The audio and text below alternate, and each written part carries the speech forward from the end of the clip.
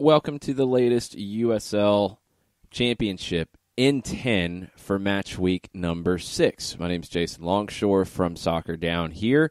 Here's 10 things you need to know about the USL Championship this week. Number 1, one of the most surprising results of the season so far happened in St. Louis. Eastern Conference leader St. Louis FC were defeated by expansion Birmingham Legion 3-2. It's the second straight win for Birmingham and the first loss of 2019 for St. Louis. Columbus Crew loanee J.J. Williams turned the 1-1 match on its head with 2 goals in a 6-minute span late in the second half, putting Legion in the lead. Captain Sam Fink converted a penalty in the 88th minute for St. Louis, but they ran out of time to rescue a result. It's a pretty significant accomplishment for Birmingham. They get back-to-back wins on the road against defending league champions Louisville City and current Eastern Conference leaders St. Louis.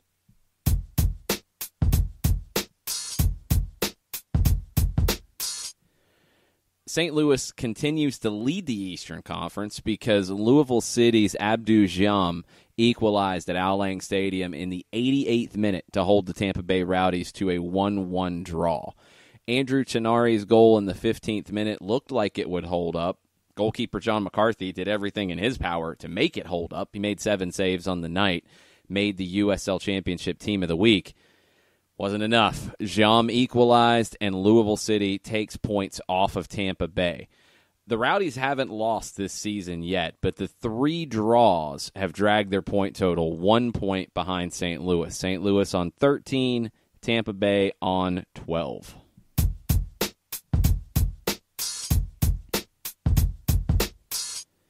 Out west, New Mexico United remained unbeaten after scoring 4 goals in the first half against Real Monarchs on their way to a 5-1 win. Jack Blake opened the scoring for the Monarchs in the 16th minute. Things are looking good for Real Monarchs. That ended kind of quickly. Santi Moar, the reigning USL Championship Player of the Month, scored the first 3 goals for New Mexico on his way to a hat trick in 16 minutes of play. The performance earned Moar another award, the USL Championship Player of the Week. Chris Wehan joined Moar on the Team of the Week. He scored once. He had 2 assists in the win. 12,327 fans were on hand at Isotopes Park for the big win for New Mexico.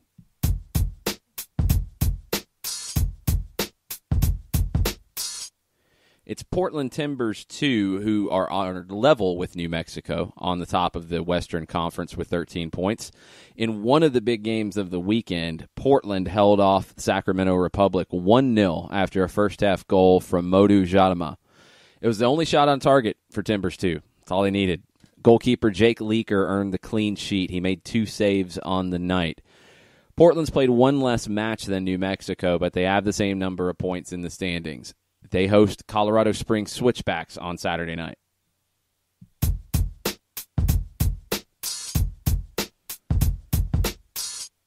Number 5 on the list, a team that maybe is flying under the radar a little bit. They're off this weekend, but Fresno FC is one that needs some attention out in the Western Conference. They've only played 5 games so far this season, but they're undefeated. They have 2 wins, 3 draws. Last year it was all about defense for the Foxes, but this year they're getting goals. They're getting goals from veterans, too, and it shows some of the thought process that Fresno went into the last offseason with. They wanted to get better up top, and Jaime Chavez, who broke the 1-1 deadlock this past weekend against Tulsa in the 55th minute, and Jamal Johnson are 2 veteran strikers at this level. Johnson scored twice. He scored the opener for Fresno. He had the second goal 4 minutes after Chavez broke the deadlock, and Fresno won 3-1 over the Tulsa Roughnecks. Next match for Fresno, it's April 26th at home against Orange County.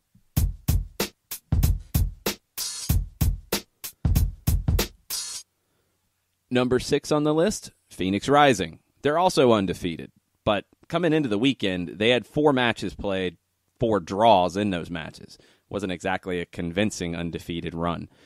That was what they were facing heading into El Paso on Saturday night.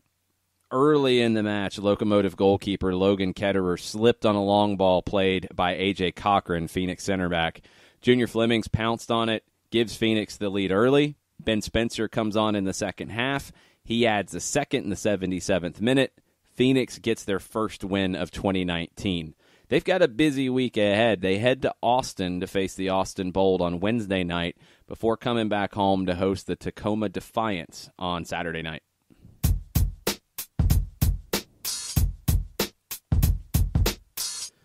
Number 7 on the list, another team with a big week last week, was Atlanta United 2. They went to Memphis in the midweek match on ESPN News, and they grinded out a 1-0 win on a first-half goal from Kevin Barajas. They come back home on Saturday night to host North Carolina FC. They get a win there, too, 2-1. Jackson Conway, the 17-year-old, gets the game winner in the second half. Atlanta United 2's 3 points off the lead in the Eastern Conference right now. And Wesley Dacus was named to the USL Championship Team of the Week for his performance over the week. The team only conceded 1 goal during the week. Dacus was just a beast in all of the duel situations. He won 3/4 of his duels on the ground. He won more than that in the air. It was a strong week for the Honduran international. Look, manager Stephen Glass, he's had to deal with a rotating group of available players. That's the life of managing, a second team for one of the Major League Soccer sides. But he's gotten strong performances from a wide variety of players, whether they're academy players, whether they're first-team players on loan, or players signed to USL contracts. Stephen Glass has done an amazing job so far. Atlanta has the weekend off before they host the Tampa Bay Rowdies on April 24th in a really big Eastern Conference match at Fifth Third Bank Stadium in Kennesaw.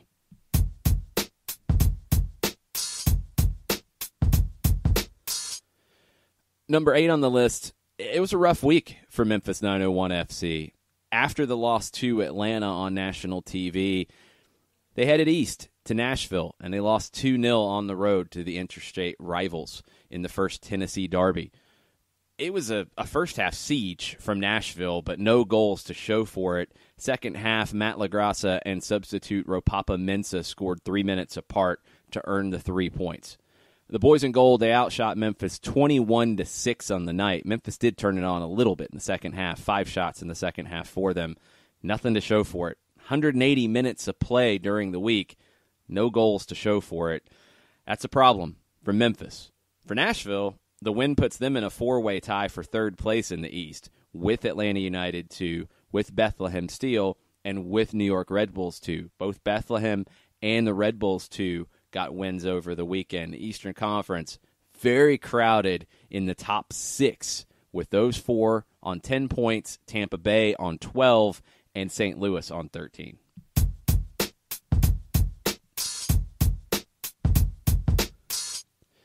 Out west, Eric Winalda's Las Vegas Lights had the biggest win of the week. They thumped the Tacoma Defiance 5-0 at Cashman Field. Irvin Potter had a hat trick for the Lights. Preston Tabort Etaka added 2 goals of his own. This was Las Vegas's first match of the season where they scored more than once. The Lights have struggled a little bit. They're 2-3-1 so far in 2019, but they've won 2 of their last 3. Right now, on goal differential, they're in the final playoff spot in the Western Conference. Is this one of those games that kind of gets them going with goals to show for it? We'll have to keep an eye on the Lights. They've been must-watch TV so far in their run in the USL Championship. Keep an eye on what Eric Winalda's got cooking out in Vegas.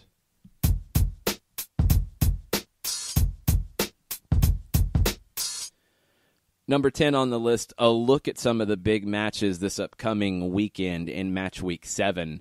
Eastern Conference leaders St. Louis, they head to Pittsburgh to face a rejuvenated Riverhounds squad that's unbeaten in their last 4 and had a sold-out crowd for their home opener last weekend. New Mexico, they head out to Nevada to face Reno 1868. Reno's coming off of a 2-0 win on the road in Colorado Springs last week. Birmingham Legion, they're looking for their 3rd straight win and their first at home as they host Swope Park Rangers.